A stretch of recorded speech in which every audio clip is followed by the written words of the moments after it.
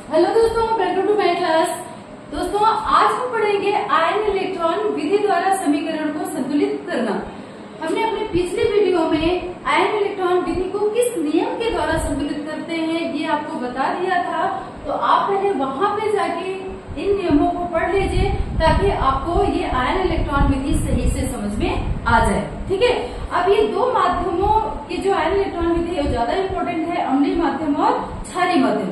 या तो अम्लीय माध्यम में संतुलित करने के लिए बोलेगा या तो क्षारीय माध्यम में। तो क्षारीय माध्यम की भी वीडियो हमने बना दी है, उसको भी आप जाके देख लीजिएगा। अब हम यहाँ पे किसको देख लेते हैं, अम्लीय माध्यम में इस समीकरण को संतुलित करना किस विधि द्वारा, आयन इलेक्ट्रॉन विधि। अब अम्लीय क्षारीय का डिसीजन हम कैसे लेते हैं कि अम्लीय है कि क्षारीय है। तो देखिए, आपको पता है कि कोई भी पदार्थ जब जलीय विलयन में घुलकर H+ आयन देता है तो वो क्या कहलाता है, अम्ल। और अगर OH- आयन देता है तो वो आपको क्या कहलाता है, क्षार। तो यहाँ पे H+ आयन दिया है इसलिए ये क्या है, अम्ल। अब इसमें पहला जो इसका रूल है वो क्या है कि किसी भी समीकरण को हम किसमें चेंज करें, या आणविक समीकरण को हम किसमें चेंज करें, आयनिक समीकरण में। तो यहाँ पे ऑलरेडी आपका ये जो समीकरण है वो आयन में दे रखा है। यहाँ भी माइनस आयन, यहाँ 2- आयन, यहाँ प्लस, यहाँ पे 2+ आयन। आणविक में केवल CO2 है और H2 है। तो आपको पता है ये जो आपके अणु होते हैं ये हेल्पर का काम करते हैं, मतलब किसी भी अभिक्रिया को संतुलित करने में ये सहायक का काम करते हैं। ठीक है, मेन रोल, मेन भूमिका ये नहीं निभाते। ठीक है, मतलब वो बोलते हैं ना, जैसे कोई मूवी बनती है तो मेन किरदार तो मेन हीरो का होता है और बाकी जो उसकी मदद करते हैं उसके हेल्पर कैरेक्टर कहलाते हैं। तो यहाँ पे इसके हेल्पर कैरेक्टर है कौन सा, H2O, मेन आपका H2O, OH- और H+। तो अब ये आयनिक में तो दिया है। दूसरा इसका रूल क्या है कि दोनों को अलग अलग लिख लेते हैं, ऑक्सीकरण अर्धविक्रिया में और अपचयन अर्धविक्रिया में। तो हम यहाँ पे ये रूल फॉलो कर लेते हैं। तो पहला आपका क्या है, MnO4-। अब ये देखिए Mn मैग्नीज यहाँ पे है, कहाँ है, इधर। ठीक है, तो इसके साथ किसको लिख देंगे, इसको। तो यहाँ पे आपका क्या हो जाएगा, Mn2+। यहाँ पे मैग्नीज 1 है, यहाँ पे मैग्नीज 1 है, बैलेंस बराबर है। यहाँ पे ऑक्सीजन कितना है, 4 है, यहाँ पे कोई ऑक्सीजन नहीं है। तो आप जो रूल 3, 4, 5 है उसमें देख लीजिएगा कि जब ऑक्सीजन रहता है तो उसको हम किससे संतुलित करते हैं, पानी से, H2O से।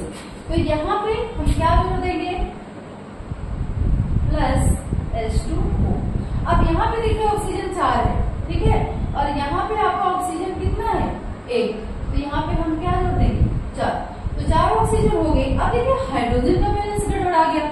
अब हाइड्रोजन का बैलेंस गड़बड़ा गया तो हमने पहले इधर जोड़ा था, अब इसको बराबर करने के लिए हम यहाँ पे क्या जोड़ देंगे, कितने हाइड्रोजन है, 4 दूनी 8। तो यहाँ पे आपका क्या हो जाएगा, 8H+। अब बराबर हो गया, ऑक्सीजन भी बराबर और हाइड्रोजन भी बराबर। अब दोस्तों देखिए हमें क्या बराबर करना है, आवेश। आवेश मतलब +- ठीक है। तो आवेश को बराबर करने के लिए हम किसका यूज करेंगे, इलेक्ट्रॉन का। इलेक्ट्रॉन द्वारा हम आवेश को क्या करेंगे, बराबर। तो यहाँ पे देखिए कितना आवेश है, 8+ और 8- कितना हो गया, +7। 7 में से 1 घटा देंगे तो कितना बचेगा, +7। यहाँ पे कितना है, +2। यहाँ पे तो कोई आवेश नहीं इसलिए है +2। तो इधर ज्यादा है, इधर कम है, हमें इसके बराबर ले आना है। ठीक है, हम यहाँ पे वैसे भी आप ध्यान रखिएगा कि जिधर आवेश ज्यादा है उधर ही हम इलेक्ट्रॉन को क्या कर देते हैं, जोड़ देते हैं। इलेक्ट्रॉन को जोड़ देते हैं, ये मत समझिएगा कि इलेक्ट्रॉन को जोड़ेंगे तो और ज्यादा हो जाएगा। अरे इलेक्ट्रॉन में माइनस चार्ज होता है, तो जब इसमें E- जोड़ देंगे, ये दिया किसमें, प्लस में, तो दोनों घट जाएंगे तो बैलेंस बराबर हो जाएगा। है ना, अच्छा आइडिया। तो यहाँ पे देखिए, तो आपका यहाँ पे हम कितने इलेक्ट्रॉन माइनस करें, हम कितने करें, 5E- इसमें। तो आपका कितना हो जाएगा, +2। तो यहाँ हम कितना कर दें, 5E-। ठीक है, तो अब आपका क्या हो गया, बैलेंस। आवेश भी क्या हो गया, बराबर। यहाँ भी 2 और यहाँ भी कितने हो गए, 2। ये चीज समझ लीजिएगा। यहाँ पे 8+8 दिया हुआ है ना, 8+ है, 1- है, घट गया, कितना बचा, के लिए हम इसमें 7 में से 5 इलेक्ट्रॉन घटा देंगे तो आपका कितना बच जाएगा 2। ये क्लियर है।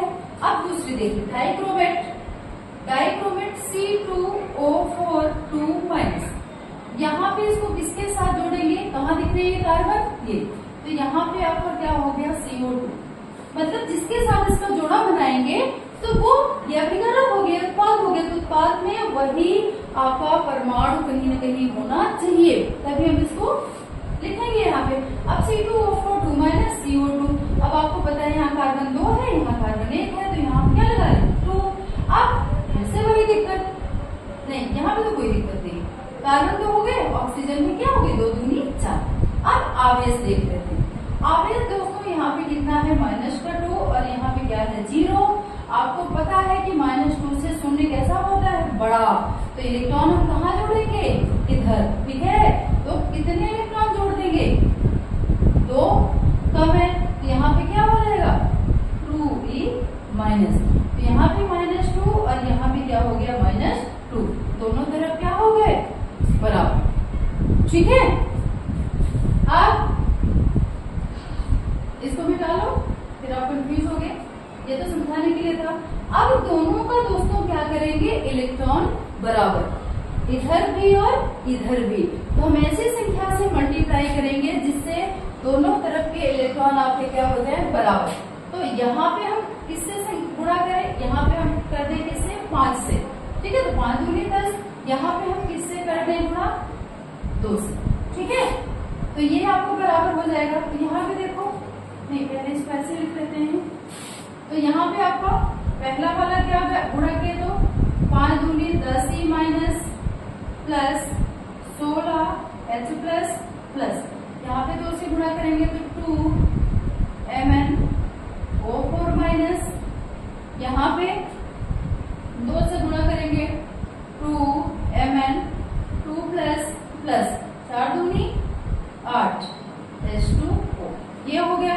दूसरा वाला देख लो, यहाँ 5 से गुणा करेंगे 5 C2O4 2-, यहाँ पे आपको क्या हो जाएगा 5 दूनी 10 CO2 प्लस यहाँ पे क्या हो जाएगा 5 दूनी 10e-। अब देखिए ये सेम हमने इसीलिए गुणा किया था ताकि इलेक्ट्रॉन सेम हो जाए और ये कट जाए। अब नेक्स्ट स्टेप क्या है कि दोनों समीकरणों को क्या कर देंगे, हम जोड़ देंगे, ठीक है, दाएं वाले को दाएं से, बाएं वाले को बाएं से, तो यहाँ पे आपको जोड़ने पे क्या आया 16H प्लस 2MnO4-, हाँ अब ये भी जोड़ेंगे तो रह गया, प्लस 5C2O4 2-, यहाँ पे आपका क्या आ जाएगा, क्या है इधर 2Mn2 प्लस 8H2O और यहाँ पे क्या है प्लस 10CO, ठीक है। तो यहाँ पे ये अभिक्रिया अम्लीय माध्यम में थी, तो हमें आंसर भी किस माध्यम में प्राप्त हुआ, अम्लीय माध्यम में, ठीक है। तो अब यहाँ पे देख लेते हैं कि संतुलित है कि नहीं। 16H यहाँ पे 8 दूनी 16, मतलब 16H यहाँ 16H यहाँ। मैग्नीज कितना है 2, तो यहाँ पे मैग्नीज कितना है 2। यहाँ ऑक्सीजन कितनी है 4 दूनी 8 5 और 20, यहाँ पे देखो 10 दूना 20 और 8 28, यहाँ भी 28 और यहाँ भी 28। अब यहाँ पे किसको बैलेंस करके देख लेते हैं, कार्बन 5 दूनी 10, तो यहाँ भी कार्बन कितने हो गए 10, मतलब ये जो हमारा समीकरण है वो कैसा है, संतुलित। देखो सारा खेल किसका है, ऑक्सीकरण अर्ध अभिक्रिया का और अपचयन अर्ध अभिक्रिया का। अगर इसमें आपको अणुओं को बैलेंस करना और आयनों को बैलेंस करना आ गया तो आप कोई भी आणविक इलेक्ट्रॉन समीकरण विधि है वो आसानी से आप संतुलित कर लोगे।